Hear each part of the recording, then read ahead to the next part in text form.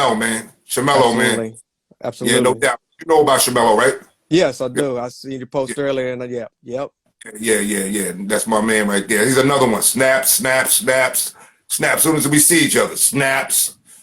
You know, I can remember Right. one time. You know, we wear suits. We wear these Right. suits. I can remember we was getting ready to go on stage, right? And he was standing there right by the stage, right? And as we getting ready to go on, he said, "Can I have two cheeseburgers and some French fries, please?" Just snapping on my, that was fun. Turning around like, yeah, Dope. Chanel, rest in peace, bro. You know, his services is Friday. You know, Rest but in anyway, peace. rest in peace, man. You know. Did Chuck D give you any advice going into these recording sessions? Did you learn anything from Chuck? Did he pull you to the side and off of his success? Did you guys know? Just tell me don't try to get fly. Don't get fly on me, TA. That's what they call me, TA. Don't get fly on me, TA. You know, I didn't think you want me to have it sometimes, man, because he thought I'd probably be off the hook. You know what I mean? Right. You know, he probably thought it would go through my head or whatever, man. I don't know. Love Chuck. Love that brother though, man. Chuck, good man. Good man. You know, he was like I said, been out on the road with Chuck, man. I've been going on the road with Chuck for I've been on like 3 tours, I think, with him, you know? I mean, Yeah. like months long, you know? Going on like a 2-month long tour. You know, I've been all over the place. I've been all over the United States, Germany, France, you know, Europe, pretty much everywhere, you know? And I owe all that to Chuck, you know? My Right. travel, yeah, man. I owe all that to Chuck. Yeah. If it wasn't for Public Enemy, I wouldn't have seen none of the parts of the world, you know? Yeah.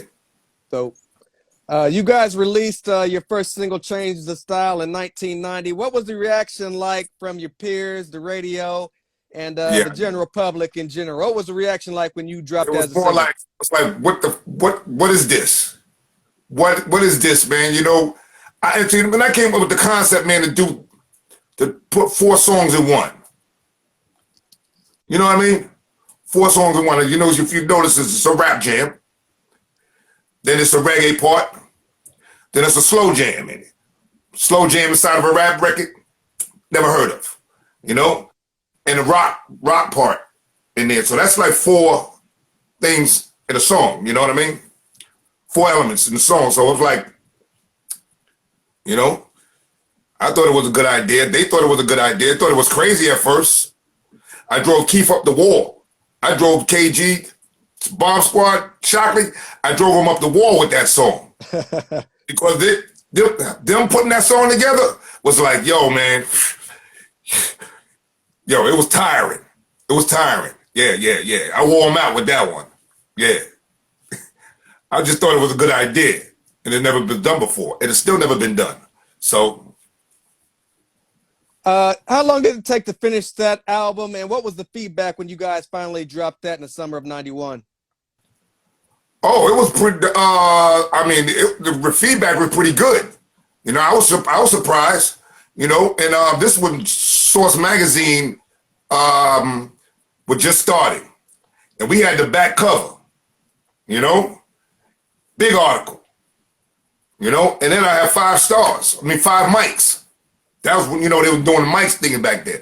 Right. You know, so we were like one of the first groups in the Source Magazine. Yeah. Yep, I believe probably that probably was like their first issue. Dope. Yeah. How long did it take you guys from beginning to end to complete that album, would you say? About 7 months. About 7 months. Yeah. You know, but like I said, they were doing so much other stuff too. You know what I'm saying? So they had so many different projects to do. You know, I guess we was able to get in when when they had time for us, you know. Yeah, you know. When they had time, I guess when they were able to put the time in to work with us, Right. but like I said, they have so many other projects on the table, you know. Because I'll tell you now, man, the Bomb Squad was busy. Yeah. They were busy, man. You talk about Bell Biv DeVoe, Slick Rick. Shit, man. Come on, man. Vanessa Williams. The list goes on. You know, Right. you wouldn't be surprised how many projects Keith Shockley was involved in, man. Him and Hank. And they were And probably Chuck they was probably getting ready for the Public Enemy Apocalypse album '91. So I can imagine how busy they were around that time. Yeah. You guys dropped "Bang Get Down" as your second single. What kind of reaction did you end up getting from that one? Kind of subtle, you know what I mean? Because it was a little, different than what we would normally do, you know? But I think the flip side of that was the band Get Swiftly on the Wheels. I believe the band Get Swiftly on the Wheels was the flip side of that. Yeah. You know? Yeah. The band Get Swiftly was pretty cool. And the video was off the meat rack, you know what I mean? Big budget video. That's one thing, we was having big budget videos at that time. Right. Yeah. At that time, yeah. You guys released your third and final single, "What Could Be Better Be," in '91. It ended up on the Juice soundtrack in '92. How did that come about, and what do you remember most about that time, especially being on the Juice soundtrack? What I do remember is coming off the tour, and we're just getting home, and everybody's tired. Everybody wants to go home. Well, they take us to the record company, MCA, Soul MCA in the city in Manhattan. They take us to the record company. We wanted to go home. I said we was tired. I said, no, y'all gotta be here. Y'all gotta be here and get dressed. I said, what are we getting dressed for? Where we going? What we doing? So I don't know. So I just follow directions. I don't ever, the rest of the group, Cassandra and them, they know more than I know. They pay attention. A lot of times I wasn't even paying attention, but I know. We get dressed, we go downstairs, there's a limo outside for us. We get downstairs, we get in the limo, and we pull up to the building. I see the media out there. Entertainment Tonight, Channel 5, I see all this media out there. And I'm like, what's going on here? So we get out the limo and say, walk this way. We walk in, now cameras are flashing and all this stuff. I'm like, what the hell is going on? I'm just trying to be cool, But in my mind, I'm like, what the hell is going on here? So we walked in.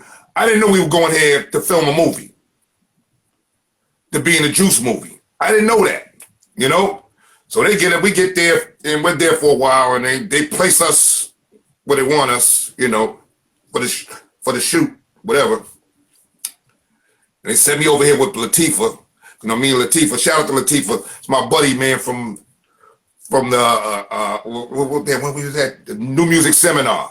New Music Seminar. Yeah, New York, the New Music Seminar. Yeah, that's my girl La. Now we go way back. This before La had the records. This is before the record.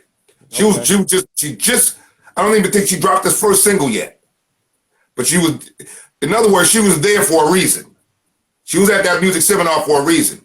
Now, I'm saying, me and her talking and having a good time and all this stuff.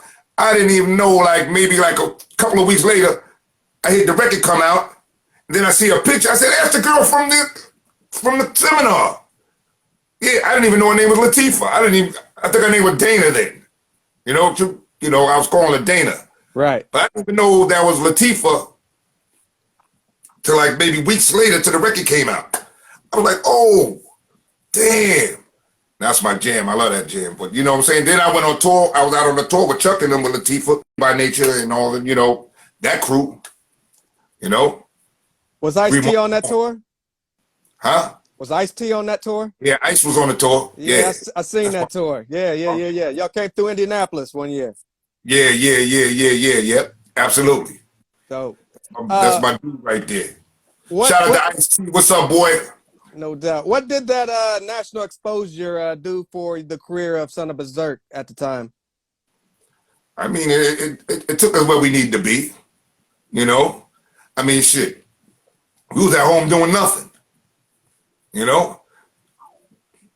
life was great for me. You know, it took us, like I said, it took us where we needed to be. You know, we got the media to know who we are. We got people, we got fans across the globe. You know, which I never thought we would have. You know, because we was coming from the Townhouse 3, making demos. You know? Right. Oh, yeah. Can you take us back? We touched on a few tours. At this time, can you take us back to your favorite tour lineup and maybe a favorite tour memory? Yeah, I could say, one tour, I think we was out with Scarface and the Ghetto Boys. And I think it was Scarface's birthday.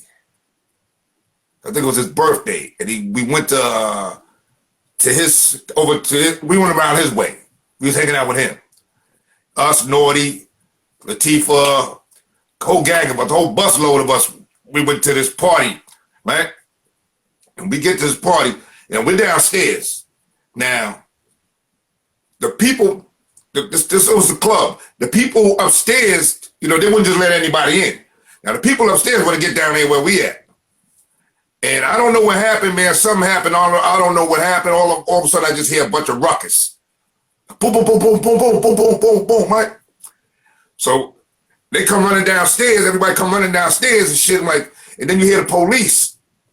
I hear the police saying, "Where's that goddamn Ice-T? Where's that goddamn Ice-T? I want his ass right now." Because I guess he had that song "Cop Killer" out at the time, right? You know what I'm saying? Where's that goddamn Ice-T? You know, we was down there.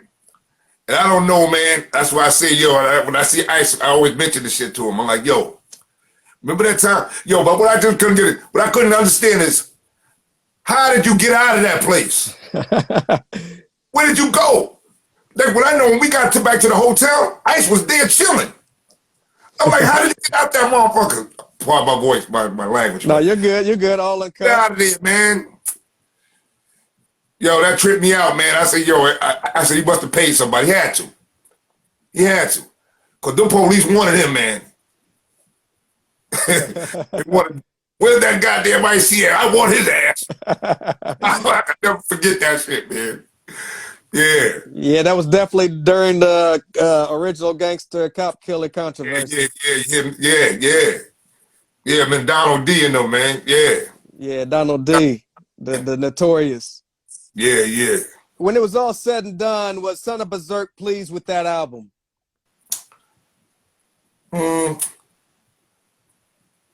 Yeah, I guess so, you know. I was ready for the next one, you know. That was just a stepping stone to me, but you know what I mean? Like I said, I was ready for the next one. We did three of them, and both of them got rejected. And at that point, I'm done. You know what I mean? I'm like, and I sat out of the game for about 6 or 7 years just to learn the game, you know? And then I think I came back maybe like 10 years later, or maybe longer. Started working with DJ Johnny Juice, you know? And we put together an album called All Thought Out. Like, you know, all thought out. Like we've been in the ice. Like we've been in the ice all that time. Now we just thawing out. Right. Johnny Juice. Shout out to Johnny Juice, man. Great concept, man. What was it like, and at what point did you decide to get back in the game? What anything trigger you to make that album? What was going on with Son of Bazerk at the time to make you want to go back to the studio? It was Johnny's idea. It was Johnny's idea because I was like, you know, I'm going back to my turntables and doing what I do, you know, parties and stuff like that. And Juice wanted me to come in the studio, and he said he wanted to work. So I called Half Pint. John Wallace said he wants to work. Let's work. You know, we going back. We're going to do it. Y'all ready to work? I'm ready to work. So we did that. And I think we kind of toured with that. We toured with that album. I think that's the last tour we did. The last tour, I don't know. You was on tour. tour with Moni Love. Moni Love was on that Well, tour. Moni Love, yeah, when we went out with Moni Love and Schoolie D, Dinkle D. Schoolie D, yeah, and Wise Intelligent, Right. Poor Righteous Teachers, yeah. Okay. Yeah, we that tour, yeah. Yep. That was a great tour too, man. Yeah, Yep. y'all tore it down that night. Y'all was in Indianapolis. I seen that tour. Yeah. What was the reaction like for All Thought Out? We didn't really get no, it wasn't really promoted, you know? Wasn't really promoted. I think it was a great album, but it wasn't promoted at all. I mean, we did all the promotion we could, you know? And the good source was, the good thing too, man, that we was on a tour with Chuck and them, so we was able to promote on the road while we was on the road. You know, we developed more fans, you know, to this day, man, you know what I'm saying? To this day, man, we still got those fans, and they still want to know what's next with us, you know, Right. what we got next. And we went and did another album. Matter of fact, I just did another single with the True Groove All Stars with True Groove Records called "Skin in the Game." I don't know if you're familiar with it. No. "Skin in the Game." I gotta send it to you, man. Okay, absolutely. "Skin in the Game." I got the video, man. It's on YouTube. Okay. Check that out when you get a chance, man. Absolutely. Then I did another single called 2020. You know, that dropped last year. Last year, just it dropped last year's single. So we're still busy. You know? Yeah. You were talking about your radio show. Can you tell us a little more about that? And what does Son of Bazerk have coming up next? Strong Island Hip Hop Radio. That's what it is. Tia the DJ throwbacks, man. It's crazy, you know. And the thing about it, I love it because I play classics. I don't play none of this new stuff, you know. And that keeps me like, I love it. I love it, you know. I wish I could get some bread. I wish I could get some bread for it, but you know. But like I said, but it's a platform. You know, shout out to Barry and Bosco.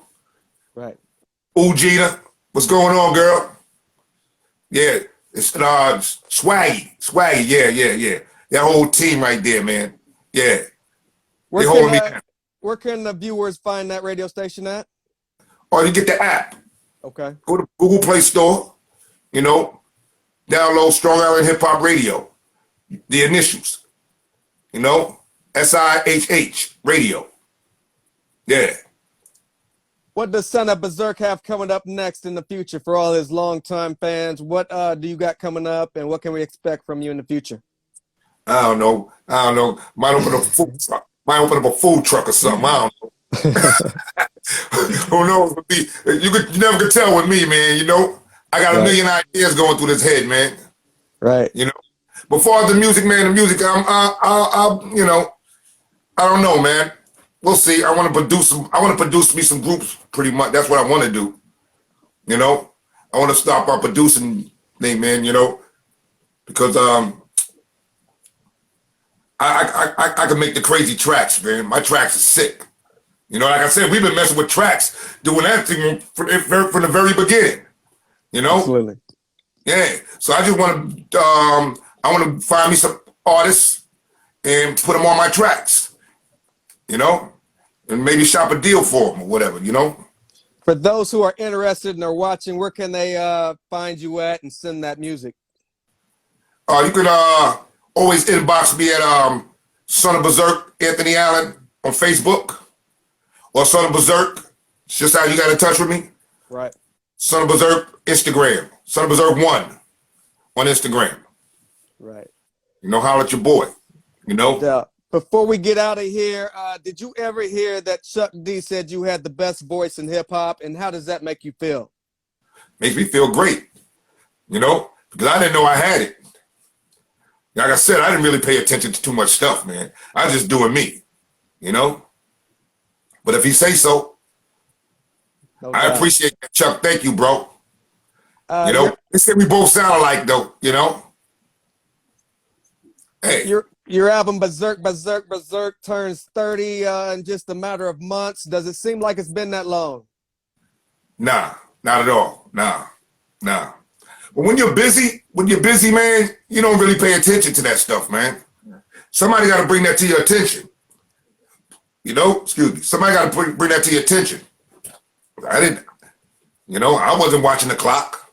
Right. Yeah, man. So, shout out to my man Flav. The flavor of love. The new one's coming soon. Also, before we get out of here, you had label mates, young black teenagers who albums also turned 30. What was your relationship with them back in the day? Man, my boys, man. We all from the same town.